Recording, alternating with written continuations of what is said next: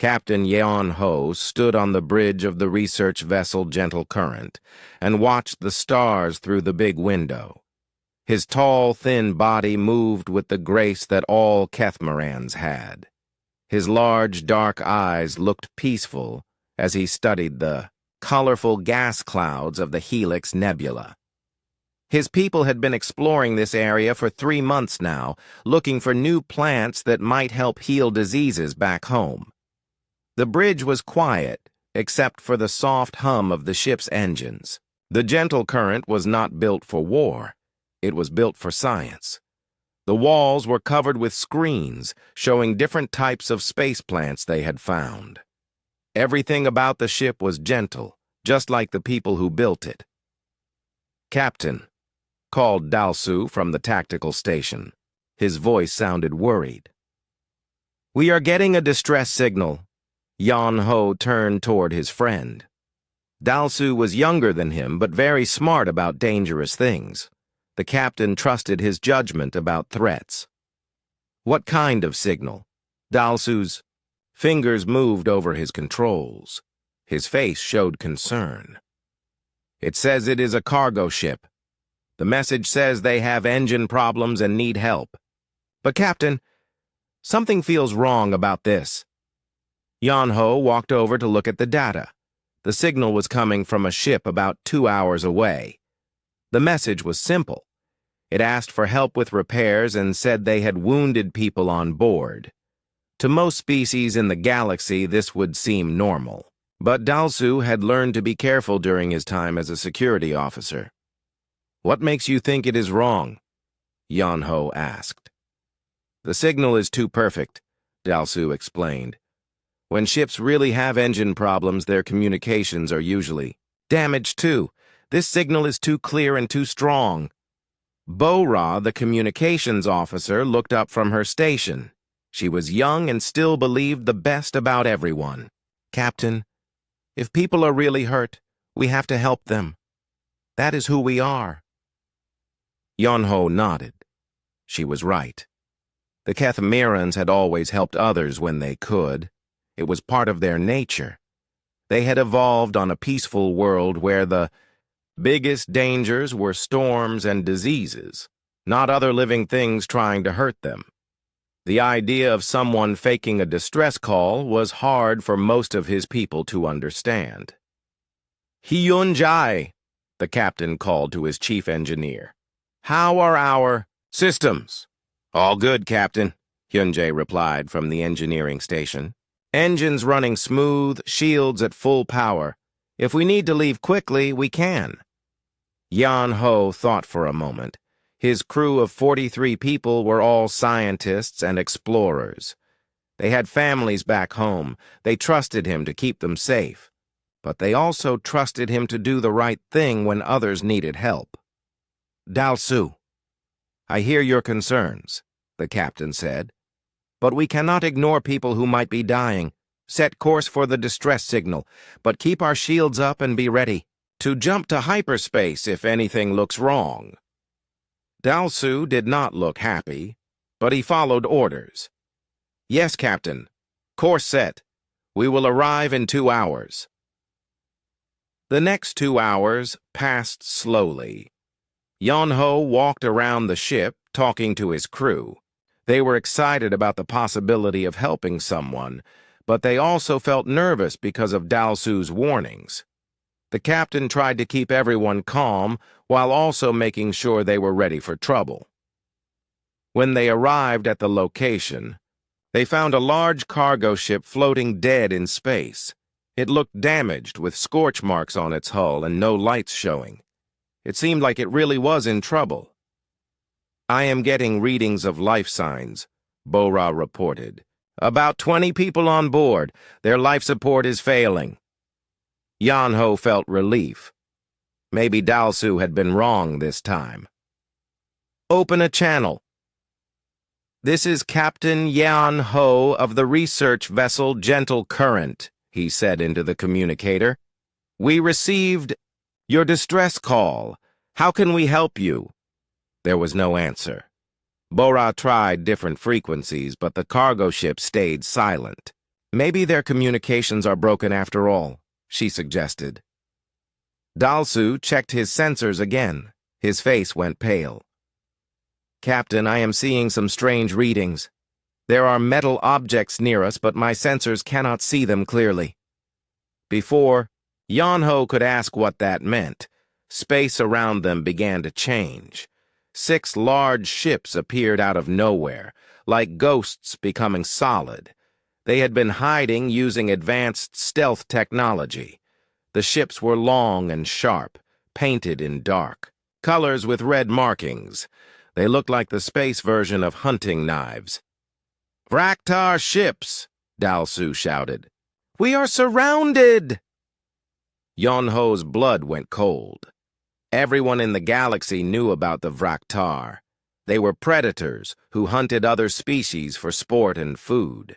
They were tall, strong, and covered in scales. They had sharp teeth and claws, and they lived for the thrill of hunting weaker creatures. The cargo ship suddenly came to life. Its lights turned on and its engines started working. It had been a fake distress call, just like Dalsu had feared. The Vraktar had used it as bait to trap them. "Captain," Bo-Ra said with a shaking voice, "we are getting a message from the lead Vraktar ship. Put it on screen." The image that appeared made several crew members step backward. Commander Sang-Woo was typical of his species. He was tall and covered in dark green scales. His eyes were yellow and cold. When he smiled, rows of sharp teeth showed. He wore armor that looked like it was made from the bones of creatures he had killed. "Greetings, little plant-eaters," Sang-Woo said. His voice was deep and full of amusement. "I am Commander Sang-Woo of the Vraktar hunting fleet. You have fallen into our trap perfectly." Yon-Ho tried to stay calm. "We are a peaceful research vessel. We have no quarrel with you. Please let us leave." Sang-Woo laughed. It was a sound like breaking glass. "Leave? Oh no, little prey. You are here for the great hunt. Your people make excellent sport, and I hear your flesh tastes sweet." Around the bridge, the Kethmiran crew looked terrified. They had never faced anything like this. Their people had no weapons, no armies, no experience with this kind of evil. "Your ship has no weapons," Sang-Woo continued. "Your shields are weak. You cannot run and you cannot fight. This will be a good hunt. We will take our time and enjoy it." "All ships begin the hunt," Sang-Woo commanded his fleet. "Target their engines first. I want them alive when we board." The Vraktar ships began to move closer. Energy weapons powered up with an evil red glow. Dalsu worked frantically at his controls, trying to find any way to escape. But the enemy ships had them completely surrounded. "Captain," Hyunjae called from engineering, "our shields are holding, but they will not last long against 6 ships." Yon-Ho looked around at his crew. These were good people who had never hurt anyone. They studied plants and tried to heal diseases. They did not deserve to die like this. But he could not see any way out. The Vraktar ships opened fire. Energy bolts hit the gentle current and the ship shook. Lights flickered and alarms began to sound. The peaceful research vessel was not built to handle this kind of attack. "Shields down to 80%, Dalsu reported. Yon-Ho closed his eyes for a moment and tried to think. But there was nothing to think about. They were trapped, outgunned, and facing creatures that saw them as nothing more than prey to be hunted. The Vraktar ships fired again. The gentle current shook again as more energy blasts hit the hull. Captain Yon-Ho held onto his chair and tried to think of something, anything that might save his crew. But his people were scientists, not warriors. They had no experience with this kind of danger. "Shields at 70%, Dalsu called out. His voice stayed steady, but his hands shook as he worked at the controls. The Vraktar are not using full power yet. They are playing with us. In the engineering section, Hyunjae worked frantically to boost their shield strength. She was young for a chief engineer, but she knew the ship better than anyone. Her long fingers moved over the controls like she was playing music, but sweat covered her forehead. "I can give you maybe 10% more shield power," she said through the communicator. "But it will not last long. Our systems were never built for combat." Boras sat at the communications station, sending emergency calls on every frequency she could find. Her large eyes were wet with tears, but she kept working. "I am broadcasting our location and situation to anyone who will listen," she said. "But we are far from any trade routes. Help will not come in time." On the main screen, Commander Sang-woo appeared again.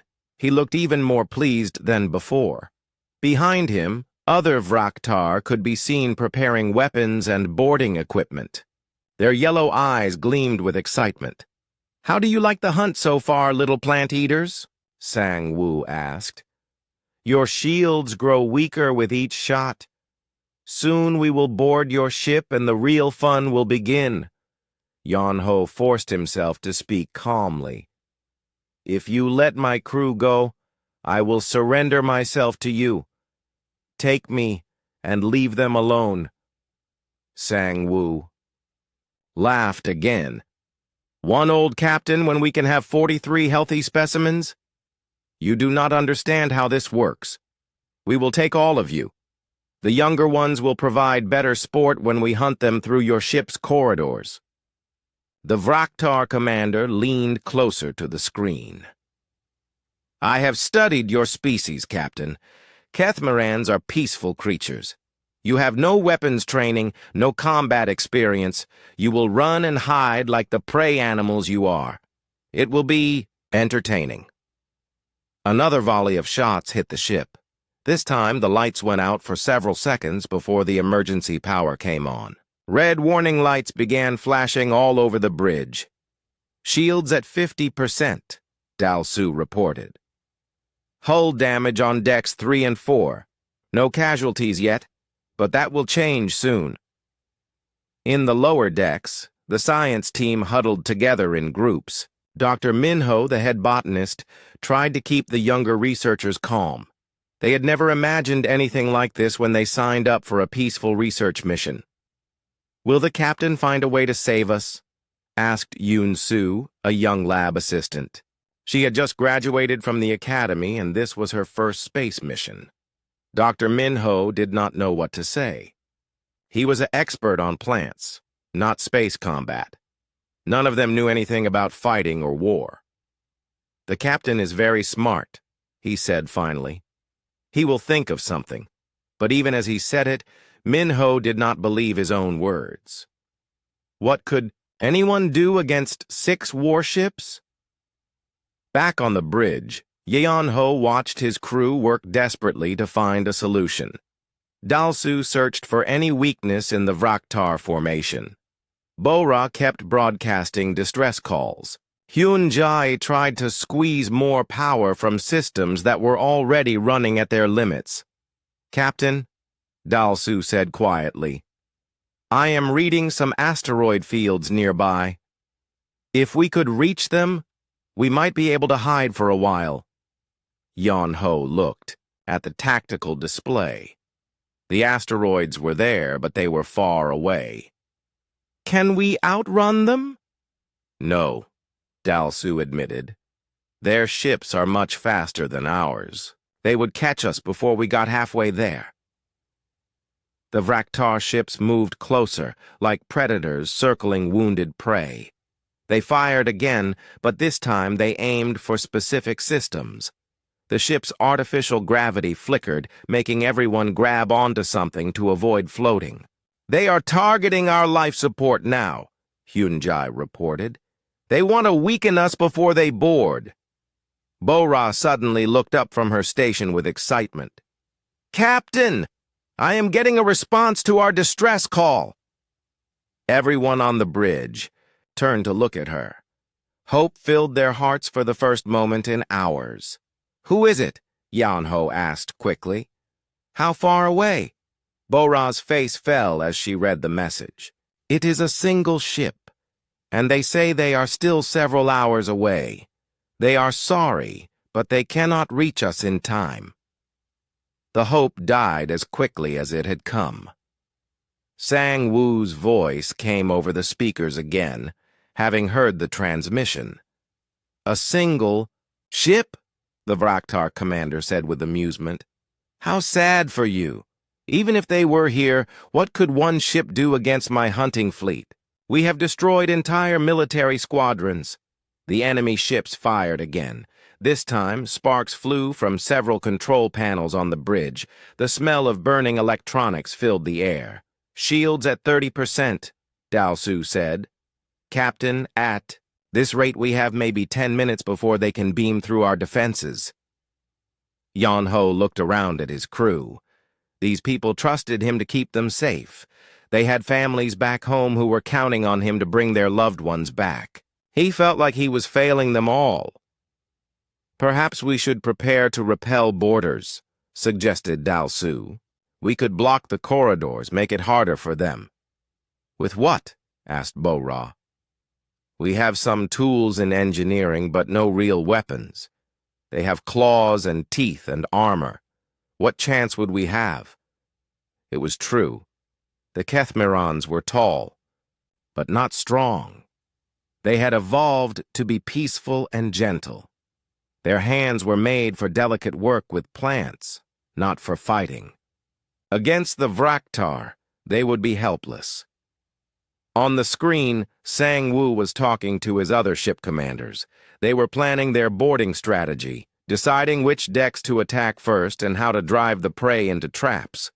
We will start with the lower decks, Sang-Woo said. Drive them up toward the bridge. Make them think they have somewhere to run. Fear makes the meat taste better. Dr. Minho's voice came over the ship's internal communicator. Captain, the science teams are asking what they should do. Should we try to hide? Should we prepare to fight? Yan-Ho did not know what to tell him. There was nowhere to hide on the ship that the Vraktar would not find them. And they had nothing to fight with except their bare hands. Tell them to stay together, he said finally. Stay in groups and try to remain calm. But Yan-Ho knew there was no real hope. In a few more minutes, the shields would fail. The Vraktar would beam onto the ship with their weapons and their hunger for the hunt. His crew would run through the corridors like scared animals while the predators chased them for sport. The ship shook again as more shots hit the hull. Warning alarms blared. The lights flickered and some went out completely. Shields at 20%, Dao-Su reported. Yan-Ho closed his eyes and tried to prepare himself for what was coming. He had always known that exploring space was dangerous, but he had imagined dangers like asteroid impacts or equipment failures, not monsters who hunted other thinking beings for pleasure. The Vraktar ships moved even closer. Their weapons charged up for what would probably be the final attack on the shields. Shields failing, Dao-Su said. 15% and dropping. On the screen, Sang-Woo smiled with all his sharp teeth showing. Prepare boarding teams, he commanded. The hunt is about to begin. The gentle current drifted helplessly in space, surrounded by predators and with nowhere to run. The gentle current shuddered as its shields dropped to 10%. Captain Yan-Ho watched the tactical display and saw the Vraktar ships moving into final attack positions. Commander Sang-Woo was giving orders to his boarding teams, telling them which decks to hit first and how to drive the prey into killing zones. Shields at 8%, Dao-Su reported. His voice was steady, but everyone could hear the fear underneath. Captain, they will be through in the next volley. Bo-Ra looked up from her communication station with tears in her large eyes. Still no response from anyone close enough to help. The nearest patrol ship is 6 hours away. Hyunjae's voice came through the speaker from engineering. I have done everything I can with the shields. There is no more power to give them. On the main screen, Sang-woo raised his scaled hand to give the order for the final attack. His yellow eyes gleamed with the excitement of the hunt. Behind him, dozens of Vraktar warriors checked their weapons and prepared for boarding. But before Sang-woo could speak, space near the battle suddenly rippled. A new ship dropped out of hyperspace so close that the Vraktar sensors screamed warnings about collision dangers. The new ship was nothing like anything Yeon-ho had seen before. It was smaller than any of the Vraktar vessels, maybe 1/10 their size. Where the alien ships were sleek and curved like living things, this one was all straight lines and sharp angles. It looked like it had been built by someone who cared, more about function than beauty. The hull was gray metal with scorch marks and patches that showed it had been in many fights. Weapons bristled from every surface, but they were not the elegant energy weapons most species used. These looked crude and powerful, like clubs instead of swords. Unknown vessel, Sang-woo's voice came over the speakers. You are interfering with a sanctioned hunt. Withdraw immediately or be destroyed. The response came in a calm, steady voice that somehow made everyone on both ships stop and listen. Kethmiran vessel, this is Captain Jin-woo of the independent freighter Iron Wind. We received your distress call. Please power down all non-essential systems and prepare for emergency maneuvers. Yeon-ho stared at the strange ship. It was so small compared to the Vraktar hunters. What could one tiny vessel do against 6 warships? Sang-woo seemed to be thinking the same thing. His laugh came through the speakers like breaking glass. Human, your ship is smaller than our shuttlecraft. You will make fine sport after we finish with the herbivores. There was a pause before Jin-woo responded. When he spoke again, his voice carried something that made Yeon-ho's skin crawl, even though the human was supposedly there to help them. Actually, Jin-woo said, I was hoping you would say that. The Iron Wind began to move, and immediately, Yeon-ho knew he was watching something different from any space combat he had ever seen or heard about. Most species fought in space like they fought on the ground, with honor and ceremony. Ships would face each other directly, exchange formal challenges, and fight according to ancient rules. The human ship did none of these things. Instead, it seemed to slide through space like oil, never moving in a straight line, never presenting a clear target. The Vraktar ships tried to track it, but their targeting computers could not lock on to something that changed direction so unpredictably. What is that ship doing? Dal-su asked, watching the tactical display with confusion. Before anyone could answer, the Iron Wind fired, but it did not shoot at the Vraktar ships. Instead, it hit 3 large asteroids that had been floating nearby. The rocks exploded into thousands of smaller pieces that spread out in a cloud of debris. He is using the asteroids as weapons, Bora said with amazement. Sang-woo's voice came over the speakers, no longer amused. All ships, target the human vessel, destroy it immediately. The 6 Vraktar ships turned their weapons on the Iron Wind and fired everything they had. Energy beams lit up space like deadly fireworks, but the human ship was not where their sensors said it should be. Jin-woo's voice came through the communications. Again, but now he was talking to his own crew. Taemin, give me more power to the engines. So-young, target the lead ship's weapon systems. Yoon-ju, start jamming their communications. Yeon-ho listened to the calm, professional way the humans talk to each other. There was no fear in their voices, no panic. They sounded like they did this kind of thing every day. The iron wind swept around behind one of the Vraktar ships and fired a burst that took out its main engines. The hunter ship began to drift, unable to maneuver. But instead of finishing it off, the human vessel immediately moved on to another target. Why did he not destroy it? Dalsu asked. As if he had heard the question, Jinwoo's voice came over the open channel. Wounded prey runs.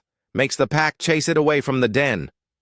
Sang-Woo roared orders at his remaining ships, trying to coordinate their attack. But every time the Vraktar thought they had the human ship trapped, it would do something impossible. It would spin in directions that should have torn it apart, or stop so suddenly that the pursuing ships would overshoot their target. How is he doing that? Hyun-Jae asked through the communicator. Those maneuvers should be killing his crew. But the iron wind kept moving like it was alive.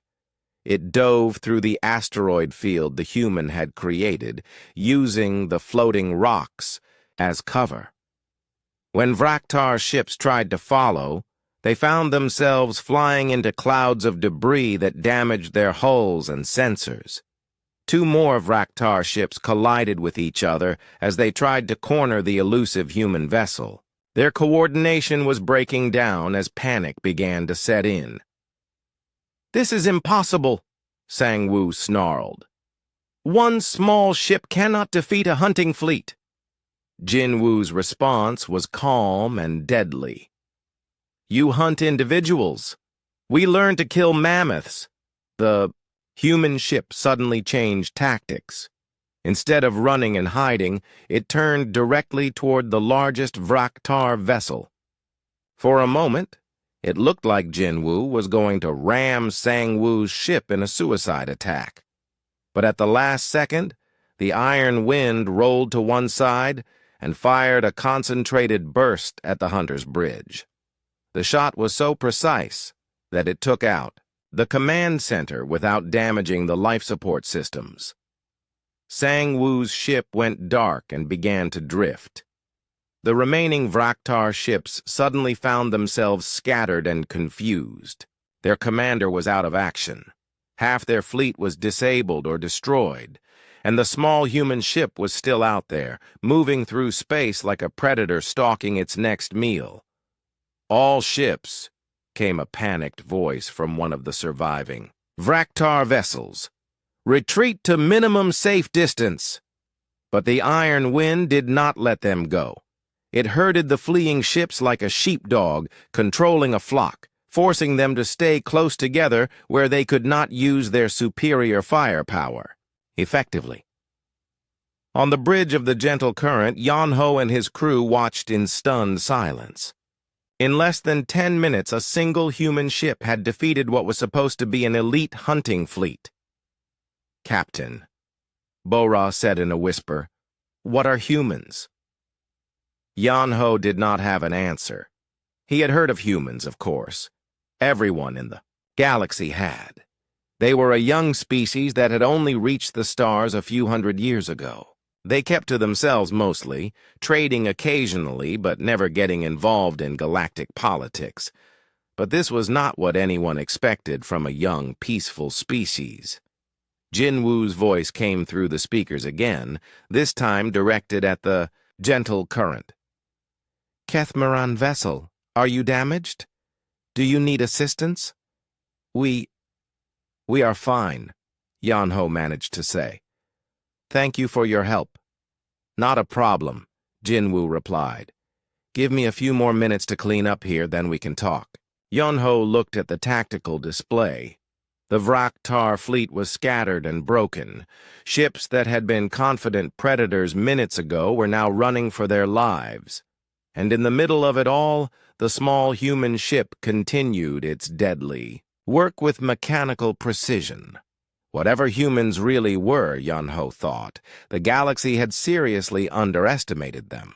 Captain Yeon-ho watched the tactical display and tried to understand what he was seeing. The Vraktar hunting fleet, which had seemed so powerful and terrifying just minutes ago, was now scattered and desperate. 3 ships were disabled and drifting. 2 had collided and were barely holding together. Only 1 was still fully operational, and it was trying to flee. But the human ship, the Iron Wind, would not let it escape. Jinwoo's voice came through the speakers as he spoke to his crew. His tone was calm and professional, like he was discussing the weather instead of hunting down predators that had terrorized the galaxy for centuries. "Tae-min, how are our engines holding up?" Jinwoo asked. "Running hot but stable," came the reply from what Yan-Ho assumed was the human engineer. "These maneuvers are pushing us to the limit, but we can keep it up for another hour if needed." "So Young, do you have a lock on their remaining weapon systems?" "Affirmative, Captain," replied the weapons officer. "The fleeing ship still has forward guns operational. Want me to take them out?" "Not yet. Let them think they have a chance to fight back. Scared prey makes mistakes." Yan-Ho felt a chill run down his spine. The way Jinwoo talked about the Vraktar was disturbing. He did not sound angry or excited like most warriors did in battle. He sounded like a scientist studying insects. On the main screen, they could see the last functional Vraktar ship trying to reach the edge of the asteroid field. If it could get to open space, it might be able to use its superior speed to escape. But every time it tried to break free, the Iron Wind would appear from a different direction and force it back. "He is herding it," Dal-Su said with amazement. "Like a farmer herding livestock." "But why?" asked Bo-Ra. "Why not just destroy it?" As if he had heard her question, Jinwoo's voice came over the open channel again. "Tae-min, bring us around to grid 77. So Young, prepare a spread of micro-missiles. Target their engine mounts, not the engines themselves." "Sir?" So Young's voice sounded confused. "Wouldn't it be more efficient to just destroy the engines?" "No," Jinwoo replied patiently. "If we destroy the engines, the ship stops. If we damage the mounts, the engines will shake themselves apart in about 15 minutes. The crew will have time to think about what is happening to them." Yan-Ho felt sick. The human was not just defeating his enemies. He was psychologically torturing them. The Iron Wind swooped in from above the fleeing Vraktar ship and fired a precise burst. The shots hit exactly where Jinwoo had aimed them. The enemy ship's engines began to vibrate and smoke, but they kept running. Inside that ship, Yan-Ho knew, the Vraktar crew was probably screaming orders at their engineers, trying desperately to fix the damage before their engines tore themselves apart. "Yunju," Jinwoo continued, "are you getting their internal communications?" "Yes, Captain. They are panicking. The commander is threatening to execute his own crew if they do not fix the engines." "Good. Fear makes them sloppy. Broadcast this message on their frequency." Jinwoo's voice changed when he spoke to the Vraktar. It became colder, more dangerous. "Vraktar vessel, this is Captain Jinwoo. Your engines will fail in approximately 14 minutes. I suggest you use that time to prepare your escape pods." The response from the Vraktar ship was a roar of rage and defiance. "Human scum! We are warriors of the Great Hunt. We do not flee from prey." Jinwoo's laugh was nothing like the cruel amusement Sang-Woo had shown earlier. It was the sound of someone who found the situation genuinely funny, but not in a nice way. "You still think you are the predators here," Jinwoo said. "That is adorable." The human ship suddenly accelerated toward the damaged Vraktar vessel. For a moment it looked like Jinwoo was going to ram them, but at the last second, the Iron Wind spun around and fired at something else entirely. The shots hit a large asteroid that was floating near the enemy ship. The rock cracked and began to break apart, but slowly. Chunks of stone and metal began drifting toward the Vraktar vessel. "What is he doing now?" Dalsu asked. They got their answer when the Vraktar ship tried to turn away from the drifting debris. The damaged engines could not handle the sudden course change. They began to shake violently and smoke poured from the engine section. 11 minutes, Jinwoo announced calmly. Through the communications channel, they could hear chaos inside the Vraktar ship. Crew members were shouting conflicting orders. Some wanted to fight, others wanted to flee. Their discipline was completely breaking down.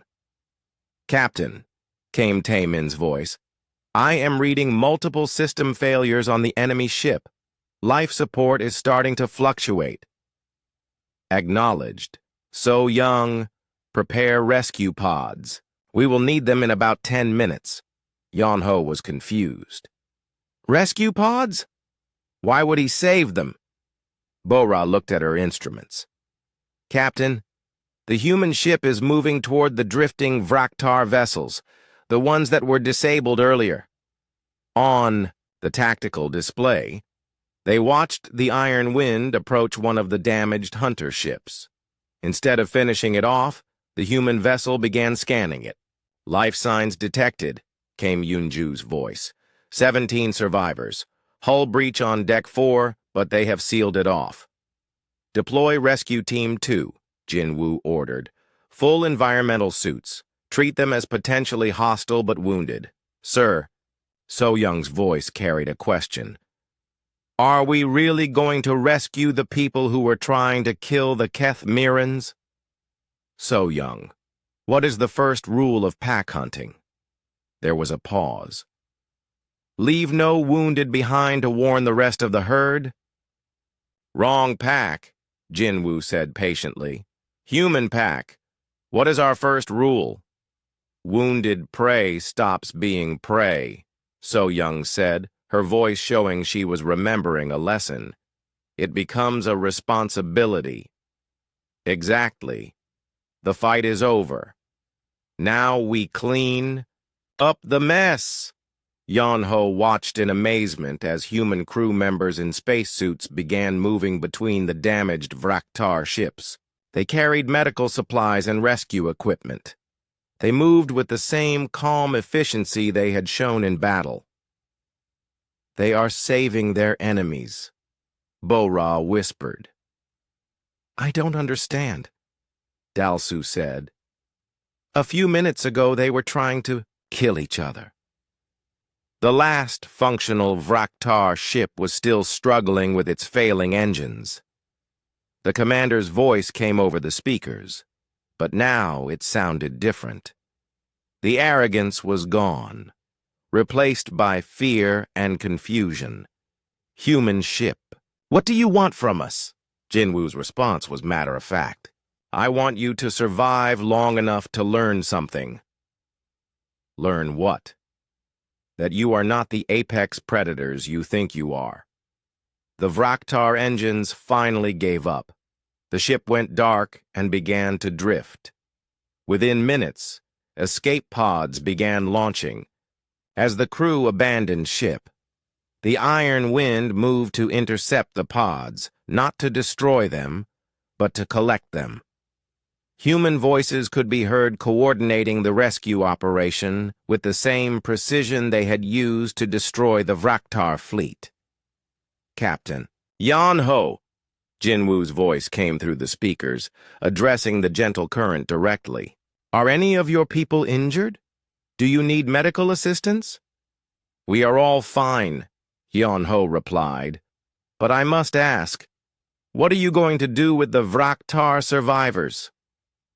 "Take them home," Jinwoo said simply. "Drop them off at the nearest Vraktar base with a message for their leaders." "What message?" There was a pause before Jinwoo answered. When he spoke, his voice carried a weight that made everyone on the bridge feel cold. "That humans are not prey, and that the next hunting fleet they send into our space will not be going home at all." Yeonho looked at his crew. They were all staring at the tactical display, watching the small human ship move between the wreckage of what had been a fearsome predator fleet. The humans worked to save lives with the same cold efficiency they had used to destroy ships. "Captain," Dalsu said quietly, "what kind of species rescues the people who were trying to eat them?" Yun-Ho did not have an answer. He was beginning to think that no one in the galaxy really understood what humans were. From the safety of the gentle current, Captain Yun-Ho watched the humans work among the wreckage of the Vraktar fleet. The contrast was disturbing. Minutes ago, Jin-Woo had been a cold, efficient killer. Now he was organizing rescue operations for the same enemies he had just defeated. "Captain," Bo-Ra said from her communications station, "I am picking up internal chatter from the human ship. They are discussing something called rules of engagement." Yun-Ho listened as the humans talked among themselves. Their voices were calm and professional, but the words they used made his skin crawl. "Taemin," Jin-Woo was saying, "what is our ammunition status?" "Micro-missiles at 60%, railgun rounds at 75%. We could handle another fleet this size, if needed." "Good. Yunju, are you recording everything for the intelligence report?" "Yes, Captain. Full tactical analysis of Vraktar hunting patterns, ship capabilities, and crew psychology. Command will want to study this." "So young, how many Vraktar vessels have we encountered this year?" "This makes 18 ships across 7 separate incidents. Always the same pattern. Fake distress calls, hunting formations, psychological intimidation." Jin-Woo's voice carried a note of satisfaction. "And now we know their weaknesses. They fight like individual predators, not as a coordinated force. When their formation breaks down, they panic." Yun-Ho felt a chill. The humans had not just stumbled upon this fight. They had been studying the Vraktar, learning their tactics, preparing for this kind of encounter. "Dalsu," Yun-Ho whispered to his tactical officer, "how long do you think they have been watching us?" Dalsu checked his sensor logs. His face went pale. "Captain, I am detecting trace energy signatures that suggest a ship was following us for at least 3 days. But I never saw anything on sensors." Before Yun-Ho could respond, Jin-Woo's voice came through the speakers, directed at the gentle current. "Captain Yun-Ho, I apologize for not intervening sooner. We had to wait until the Vraktar committed fully to their attack pattern. Otherwise, they might have adapted their tactics for future hunts." "You were watching us for days," Yun-Ho said. It was not a question. "Yes. We detected the Vraktar ships following your research vessel and decided to observe. We wanted to understand their hunting methods better." Bo-Ra looked shocked. "You used us as bait?" "We used the situation to gather intelligence," Jin-Woo corrected. "We would not have let them actually harm you, but we needed to see their complete tactical approach." Dalsu's voice was tight with anger. "Our crew was terrified. We thought we were going to die." "Fear is a useful emotion," Jin-Woo replied calmly. "It makes prey act predictably. The Vraktar count on that, but fear also makes predators overconfident. That is what we were waiting for." Through the communications channel, they could hear more human voices coordinating the rescue operations. But now, Yun-Ho listened with different ears. These were not the voices of heroic rescuers. They were the voices of soldiers completing a mission. "Rescue Team 3, what is the status of the Vraktar survivors?" 17 prisoners secured.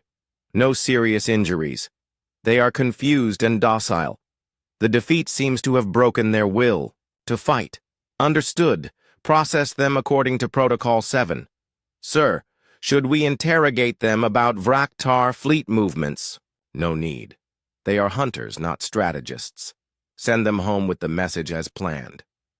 Yan-Ho interrupted the conversation. What is Protocol 7? There was a pause before Jin-Woo answered. Standard procedure for defeated enemy combatants. Medical treatment, psychological evaluation, then return to their people with evidence of their defeat. Evidence? Battle recordings, sensor data, casualty reports. Information that will spread through their military and make them think twice before attacking human-protected vessels. Human-protected vessels? Yan-Ho repeated. We never asked for your protection. You didn't need to ask, Jin-Woo said. The Vraktar marked you as prey. That made you our responsibility. Dalsu looked at his captain with confusion. I don't understand their logic. Neither did Yan-Ho. The humans seemed to think in ways that made no sense to peaceful species like the Kethmirans. But before he could ask more questions, alarms began sounding on the human ship. Captain, came Yunju's urgent voice. I am detecting hyperspace. Signatures. Multiple ships incoming. Jin-Woo's response was immediate. How many and what type? 6 signatures. Configuration matches Vraktar heavy cruisers, bigger than the hunting ships we just defeated. Through the bridge speakers, they could hear the humans switching into combat mode again.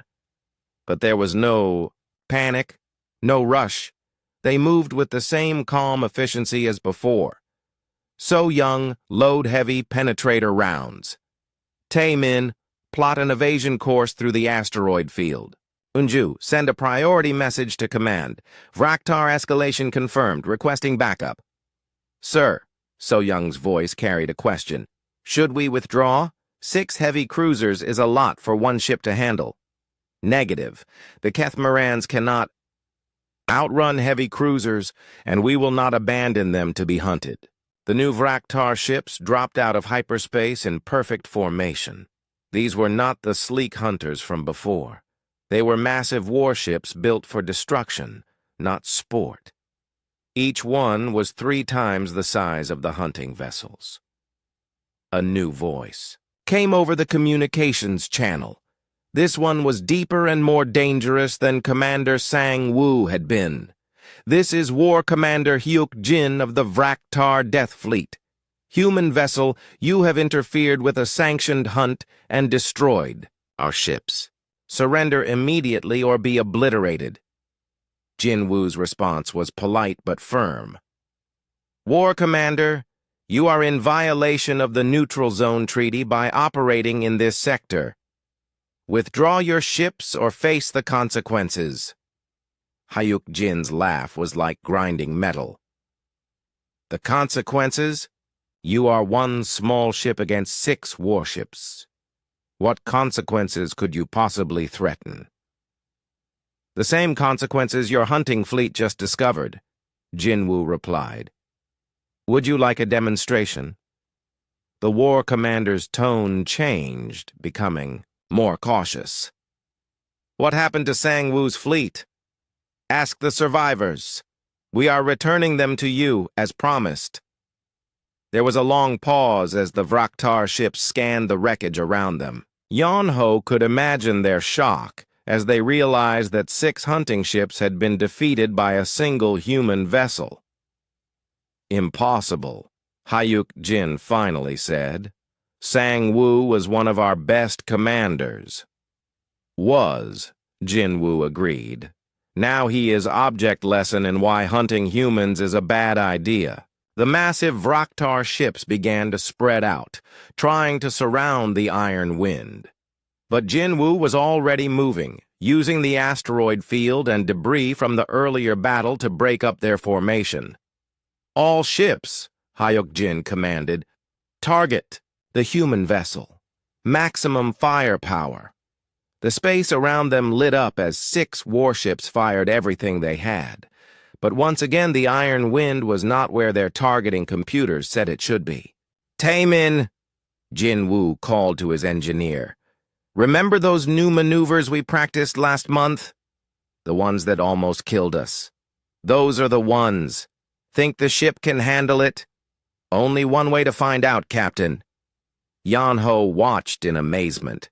As the human ship began moving in ways that seemed to violate the laws of physics, it spun and twisted through space like a living thing, always staying one step ahead of the massive energy beams trying to destroy it.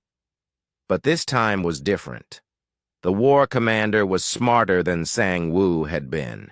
Instead of trying to chase the elusive human ship, he ordered his vessels to target the gentle current.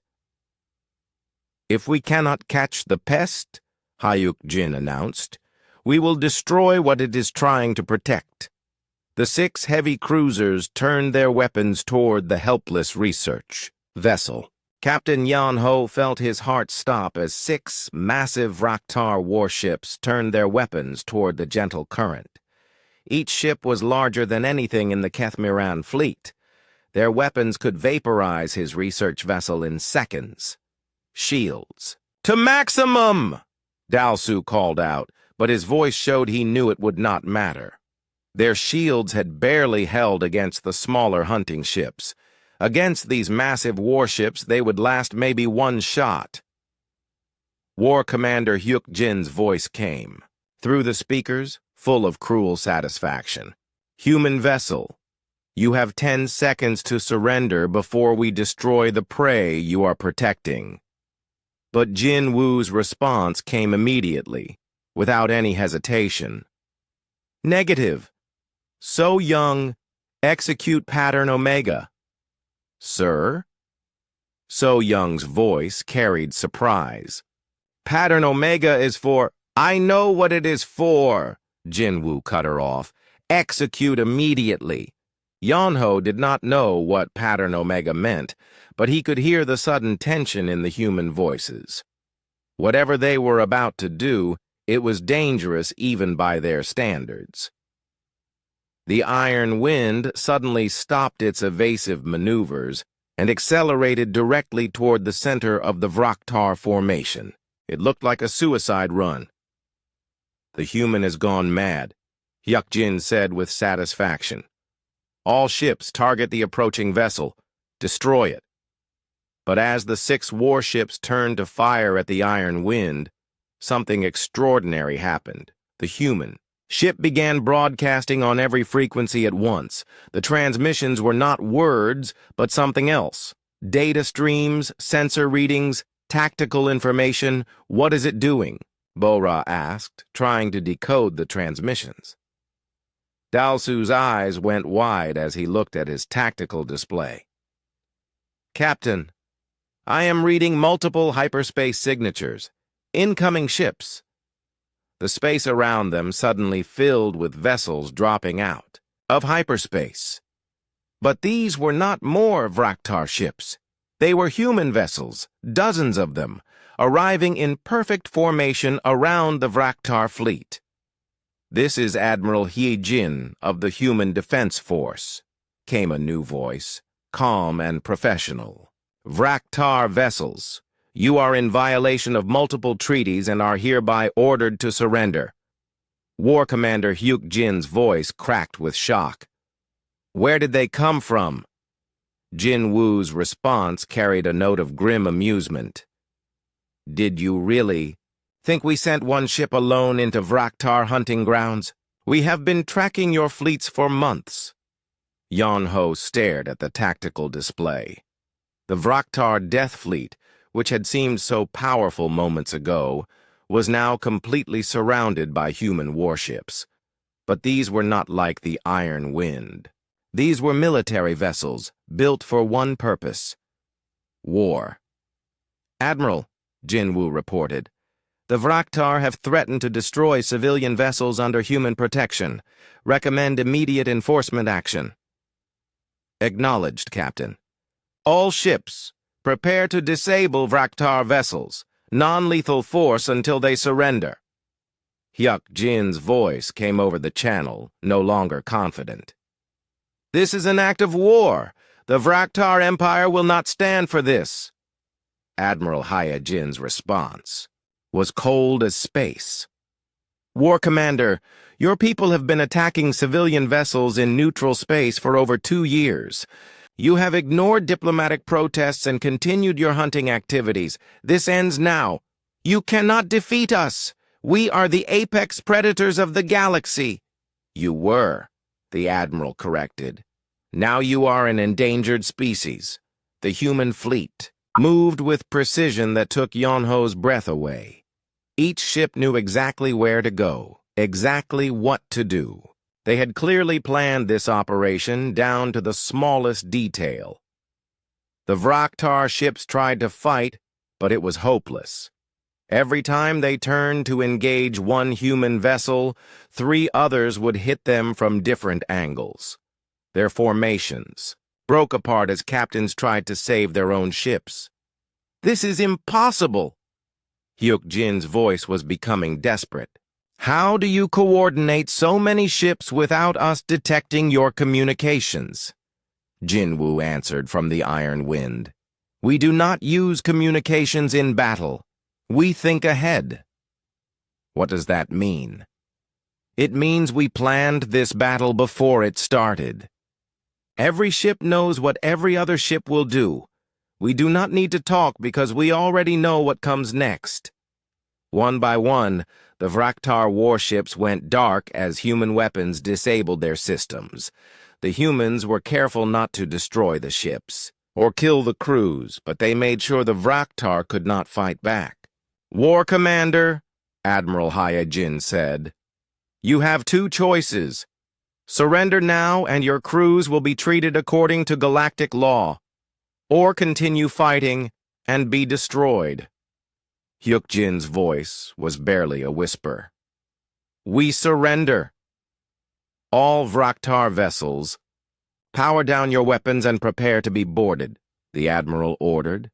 "Any attempt to resist will result in the destruction of your ships." As the battle ended, Yonho tried to understand what he had witnessed. The humans had not just defeated the Vraktar. They had trapped them, surrounded them, and crushed them with overwhelming force. But the most disturbing part was how planned it all seemed. This was not a rescue that had happened by chance. The humans had been waiting for this opportunity. "Captain Jin Woo," Yonho called over the communications. "How long have you been planning this?" "Planning what, Captain?" "This battle, this trap, all of it." There was a pause before Jin Woo answered. "Captain, we have been planning for war with the Vraktar since the first time they attacked a human ship 3 years ago. Today was just the day we decided to stop planning and start acting. But why? Why now?" "Because they made a mistake," Jin Woo explained. "They attacked a vessel under human protection. That crossed a line they should not have crossed." Admiral Hee-Jin's voice joined the conversation. "Captain Yonho, on behalf of the Human Defense Force, I apologize for using your vessel as bait. But we needed the Vraktar to commit to a major attack so we could justify our response." Bo-Ra looked shocked. "You planned for us to be attacked?" "We planned for the Vraktar to reveal their true nature," the Admiral corrected. "We have been protecting Kethmiran research vessels for months, waiting for them to make this kind of aggressive move." Dalsu checked his sensor readings. "Captain, I am detecting human ships throughout this entire sector. They have been here for weeks." "Months," Jinwoo corrected. "We have been watching Vraktar hunting patterns and positioning our forces accordingly. Today was the day everything came together." Yonho felt sick. "So this was all a setup? The research mission, the distress call, everything?" "No," Admiral Hyuk-Jin said firmly. "Your research mission was real. The Vraktar threat was real. Our protection was real. But we also used the situation to solve a larger problem." "What problem?" "The Vraktar have been hunting peaceful species for too long. Someone needed to show them that there are consequences for that behavior. Through the communications channel, they could hear human crews boarding the disabled Vraktar ships. The voices were professional and efficient, but there was no mercy in them. "Admiral," came a report from one of the boarding teams. "We have secured the war commander. He is requesting to speak with you." "Put him through." Hyuk Jin's voice came over the speakers, but now it sounded broken and defeated. "Human Admiral, what do you want from us?" "I want you to go home," Admiral Hyuk-jin replied. "I want you to tell your leaders what happened here. I want them to understand that hunting season is over, and if we refuse, then you will not be going home at all." The threat hung in the space between the ships like a physical thing. Yeon-ho realized that the humans were not just capable of violence, they were capable of calculated, systematic destruction on a scale that made the Vraktar look like children playing with toys. "We understand," Hyuk-jin said finally. "Good," the Admiral replied. "Captain Jin-woo will escort your ships to the edge of human space. Any Vraktar vessels found in this sector after today will be destroyed without warning." As the human fleet began organizing the captured Vraktar ships, Yeon-ho looked around at his crew. They were all staring at the tactical display, trying to process what they had witnessed. "Captain," Dalsu said quietly, "what kind of species plans a war just to make a point?" Yeon-ho did not have an answer, but he was beginning to understand why most of the galaxy avoided human space. As the human fleet organized the captured Vraktar ships, Captain Yeon-ho thought the battle was over. The Death Fleet had surrendered. War Commander Hyuk-jin was in custody. The immediate threat to his crew was gone. But then something unexpected happened. "Admiral," came a desperate transmission from one of the disabled Vraktar vessels. "The War Commander's ship is powering up its engines." Admiral Hyuk-jin's voice turned sharp.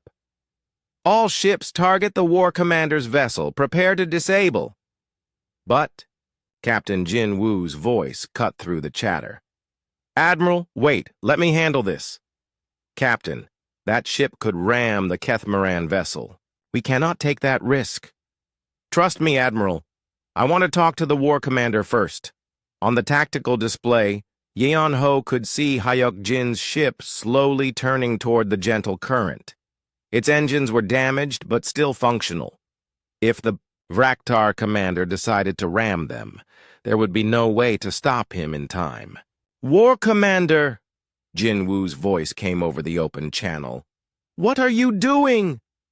Hyuk-jin's response was filled with rage and desperation. "I will not surrender. I will not be taken prisoner by prey animals. If I must die, I will take these plant-eaters with me." "That is an interesting choice," Jin-woo said calmly. "But before you commit to it, I want to offer you something better." "What could you possibly offer me?" "A warrior's death." The words hung in space for a moment. Even Admiral Hyuk-jin seemed surprised. "Captain Jin-woo," the Admiral said carefully, "what are you proposing?" "Single combat," Jin-woo replied. "Ship to ship, the War Commander against me. Winner takes all." Hyuk-jin's laugh was bitter. "You would face me alone? Your ship is smaller than my shuttlecraft." "Size is not everything in a fight," Jin-woo said. "Are you brave enough to face me without your fleet, or do Vraktar only fight when they have overwhelming numbers?" The insult hit its mark. Yeon-ho could hear the fury in Hyuk-jin's voice when he responded, "I accept your challenge, human, but when I destroy you, I will still ram the Kethmarans." "If you destroy me," Jin-woo corrected, "but if I destroy you, your remaining ships leave this sector forever and never return. And if I win? Then you can do whatever you want. The human fleet will not stop you." Admiral Hyuk-jin's voice carried warning. "Captain, I cannot authorize this. The risk is too great." "With respect, Admiral, You do not need to authorize it. This is between me and the war commander. Yan-Ho found himself speaking before he could stop himself. Captain Jinwoo, why are you doing this? You already won. Why risk everything on single combat? Jinwoo's answer surprised him. Because war. Commander Hyuk Jin is a warrior. He has been defeated, his fleet captured, his pride destroyed. But he still chooses to fight rather than surrender. That deserves respect. Respect? Bo-Ra said with shock. He was going to kill us all. Yes, Jinwoo agreed. But now he is choosing to die as a warrior rather than live as a prisoner. That is something I understand. Dalsu looked confused. I do not understand human logic. Neither do I, Yan-Ho admitted. The human fleet pulled back to give the two ships room to fight. Hyuk Jin's massive warship and Jinwoo's small freighter faced each other across empty space. War Commander, Jinwoo said, you should know that I respect your choice. Not many beings would choose death over dishonor. You speak like a warrior, Hyuk Jin replied.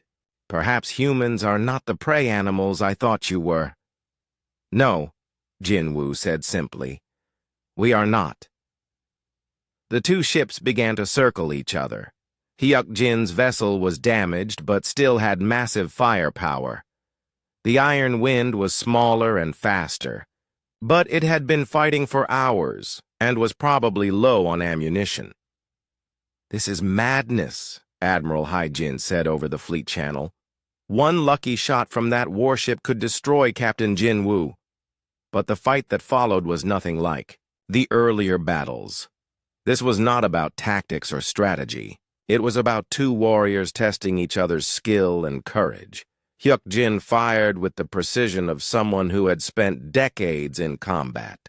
His shots were calculated and deadly, but Jinwoo dodged with a grace that seemed impossible for such a battered ship.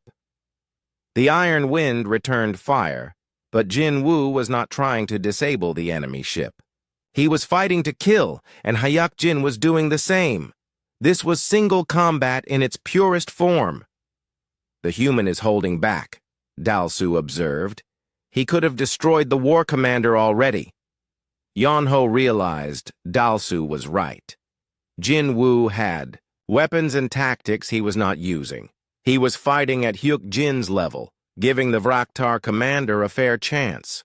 He is giving him an honorable death, Yan-Ho said with understanding.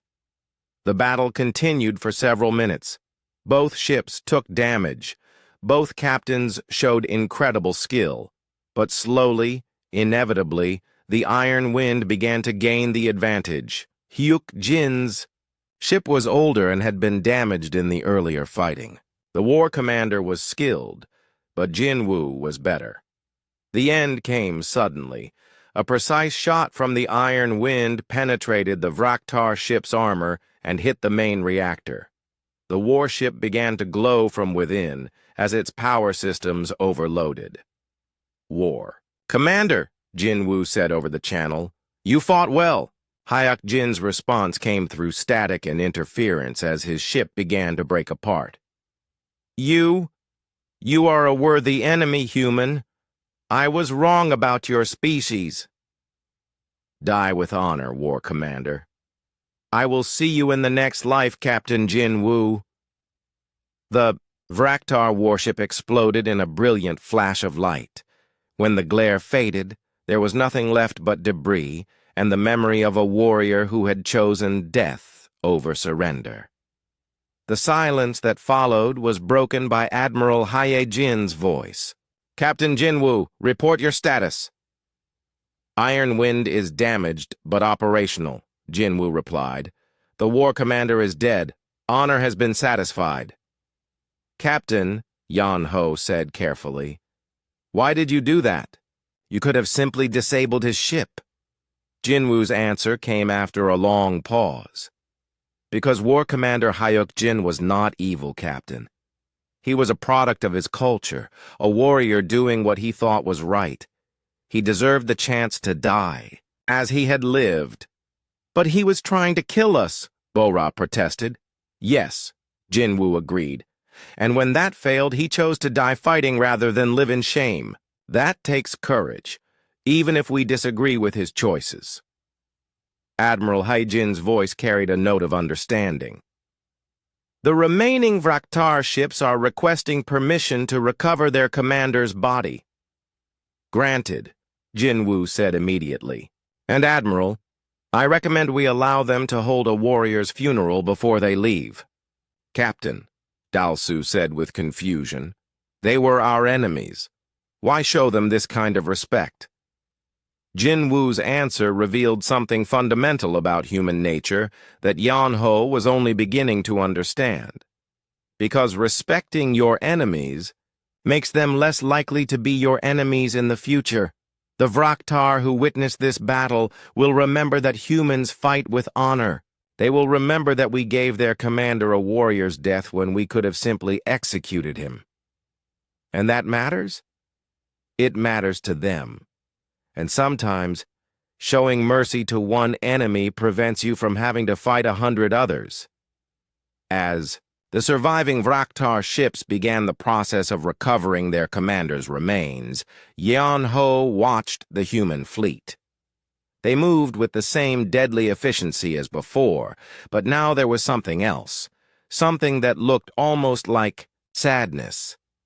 Captain Jinwoo, Yan-Ho said, are all humans like you? No, Jinwoo replied. Some are much worse, some are much better, but we all understand that violence without honor is just murder. The iron wind began moving toward the gentle current, its hull scarred and smoking from the recent battle. But Captain Jinwoo had won more than just a fight. He had shown the galaxy something about humans that few species understood. They were not just efficient killers. They were something far more dangerous. Efficient killers with a conscience. 3 hours after the battle ended, Captain Yan-Ho sat in his quarters aboard the gentle current and tried to understand what he had witnessed. Through his window, he could see the human fleet organizing the aftermath of the fight. Damaged ships were being repaired. Prisoners were being processed. The dead were being honored. A soft chime told him someone wanted to enter. Come in. To his surprise, it was Captain Jinwoo himself. The human was smaller than Yan-Ho had expected, with dark hair and calm eyes that seemed to see everything. He wore a simple uniform that showed signs of the recent battle. Captain Yan-Ho, Jinwoo said with a slight bow. I wanted to check on you and your crew personally. Are you certain no one was injured? We are all fine, Yan-Ho replied, gesturing for the human to sit. But I have many questions. Jinwoo smiled. It was the first time Yan-Ho had seen him show any emotion other than cold professionalism. I imagine you do. Tea? The human produced a small container from his pocket and began preparing tea with movements that were graceful and precise. Everything about him seemed calculated for efficiency, even making tea. What are humans, really? Yan-Ho asked. Jinwoo was quiet for a moment, considering the question. We are what happens when prey animals learn to hunt predators. I do not understand. Long ago, on our home world, humans were not the strongest or fastest creatures. We were not the biggest or most dangerous. But we learned something that other species did not. What did you learn? How to work together, how to plan ahead, how to turn our weaknesses into strengths. Jinwoo poured the tea and handed a cup to Yan-Ho. We learned that intelligence is more dangerous than claws or teeth. The tea was warm and soothing. Yan-Ho found that the simple act of sharing a drink made the conversation feel safer, more normal. The Vraktar are individual hunters. Jin Woo continued. They are strong and fast and dangerous, but they think like animals. They see prey and they attack. They do not plan for what comes next. And humans do? Humans always plan for what comes next. We learn to hunt creatures much larger and stronger than ourselves by thinking ahead. We would track a mammoth for days, learning its habits, setting traps, working together until we could bring it down. Yan Ho set down his teacup. So when the Vraktar started hunting in your space, we started hunting them back, Jin Woo finished. But we did not just react to their attacks. We studied them. We learned their patterns. We prepared for the day when we would need to stop them permanently. Today was that day. Today was that day. Through the window, they could see human crews helping repair some of the less damaged Vraktar ships. The same people who had been fighting to the death hours ago were now working together to keep those ships space-worthy. Why do you help them? Yan Ho asked. They were trying to kill you. Because the fight is over, Jin Woo said simply. When the fight is over, they stop being enemies and start being people who need help. Is that a human trait? Jin Woo considered this. Perhaps. We learned long ago that today's enemy might be tomorrow's ally. The Vraktar who survived this battle will remember that humans treated them with honor. Some of them might even become friends. And if they do not, then at least they will think twice before attacking human-protected vessels again. A new voice came through the ship's communication system. It was Dr. Min Ho from the science section. Captain Yeon Ho, could you come to Lab 7? We have discovered something remarkable. Yeon Ho looked at Jin Woo, who nodded. I would like to see what your scientists have found, if you do not mind. They made their way through the ship's corridors. The crew members they passed looked at Jin Woo with a mixture of awe and fear. He had saved their lives, but he had also shown them what true predators looked like. In Lab 7, Dr. Minho was studying readings from the battle. His large eyes were bright with excitement. Captain, the sensor data from the human ships is incredible. They were using coordination algorithms I have never seen before. Each ship knew exactly where every other ship would be at any given moment. Jin Woo nodded. Pack hunting techniques. We developed them fighting much more dangerous prey than Vraktar. More dangerous? Bo-Ra asked. She had followed them to the lab, along with Dalsu and Hyunjai. Each other, Jin Woo said quietly. The silence that followed was uncomfortable. Yeon-Ho realized that humans had not just learned to hunt animals. They had spent millennia learning to hunt other humans. We had wars, Jin Woo explained. Terrible wars that taught us how to coordinate large forces across vast distances. We learned to think like our enemies, to predict their moves, to counter their strategies. And now you use those skills against species like the Vraktar, Dalsu said. When necessary. We prefer trade and diplomacy. But when someone threatens peaceful species under our protection, Jin Woo shrugged. We do what needs to be done. Dr. Minho pulled up another display. The humans also use psychological warfare. They made the Vraktar afraid before the battle even started. Fear is a tool, Jin Woo agreed. But so is respect. The Vraktar who survive this will tell stories about human tactics. Some will be afraid to fight us. Others will want to learn from us. Both reactions serve our purposes.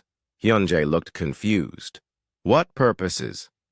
Peace, Jin Woo said simply. The goal is not to destroy the Vraktar. The goal is to make them stop hunting innocent species. Fear will stop some of them. Respect will change others, and those who cannot be stopped or changed. He did not finish the sentence. Will be eliminated, Dalsu said, understanding. Jin Woo nodded. We do not enjoy violence, Captain Yan Ho, but we are very good at it when necessary. A communication came through from the human fleet. Captain Jin Woo, this is Admiral Haye Jin. The Vraktar survivors are ready for transport home. What are your orders? Jin Woo activated his communicator. Give them enough supplies for the journey and a complete record of today's battle. Make sure they understand the message. What message? Yan Ho asked. That hunting season is over. Over the next several hours, Yan Ho watched the human fleet work. They moved with the same deadly efficiency, whether they were fighting a battle or organizing a rescue operation. Every action served multiple purposes. Every decision was part of a larger plan.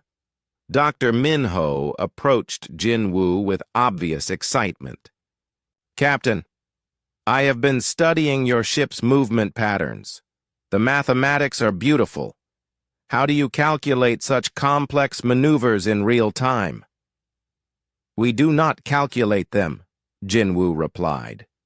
We practice them until they become instinct. A human pilot learns to fly the way a bird learns to fly, through repetition and muscle memory. But the coordination between ships, we practice that too. Human military units train together for years. We learn to think as one mind controlling many bodies. Bo-Ra looked frightened. That sounds terrifying. Jin Woo smiled again, and this time it was gentle. It can be, but it also means that when peaceful species are threatened, they have protectors who know how to fight effectively. Is that what we are now? Yan Ho asked. Under human protection? If you want to be. We do not force our protection on anyone, but the Vraktar have marked Kethmiran research vessels as prey. As long as that threat exists, we will watch over you. And what do you want in return? Jin Woo's answer surprised him. Nothing. Protection of the innocent is not a business transaction. It is a responsibility. Why? Dalsu asked. Why do you care what happens to us? Jin Woo was quiet for a long moment, looking out at the stars. Because we remember what it was like to be prey, he said finally. We remember being afraid, being hunted, being helpless. We decided long ago that no species should have to feel that way if we could prevent it. Even species you barely know? Especially species we barely know. Evil spreads when good people do nothing to stop it. The Vraktar hunt you today. Tomorrow they might hunt someone else. Better to stop them now. A new transmission came through from Admiral Haye Jin. Captain Yan Ho, we are ready to escort your vessel back to Kethmiran space. Captain Jin Woo will accompany you to ensure your safety. That is not necessary, Yan Ho said. You have already done more than enough. It is necessary, Jin Woo corrected. The Vraktar may try to intercept you before you reach home. We will make sure that does not happen. As the human fleet began forming up for the journey home, Yan Ho found himself walking through his ship with Jin Woo. The human seemed genuinely interested in their botanical research, asking intelligent questions about their discoveries. Your people study life, Jin Woo observed. We study death. Perhaps we could learn from each other. What could humans possibly learn from us? How to build instead of destroy, how to heal instead of harm, how to create beauty instead of weapons. They stopped at one of the observation windows. Outside, the human fleet moved in perfect formation, escorting the gentle current home. It was both beautiful and terrifying. Captain Jin Woo, Yan Ho said carefully, what will happen to the galaxy now? Now that everyone knows what humans are capable of, Jinwoo considered the question. Some species will be afraid of us, some will try to become allies, some will test our strength to see if the stories are true. And we will respond appropriately to each situation. Fear when fear is needed, friendship when friendship is offered, strength when strength is required. You make it sound simple. The principles are simple, the execution is complex. As they approach,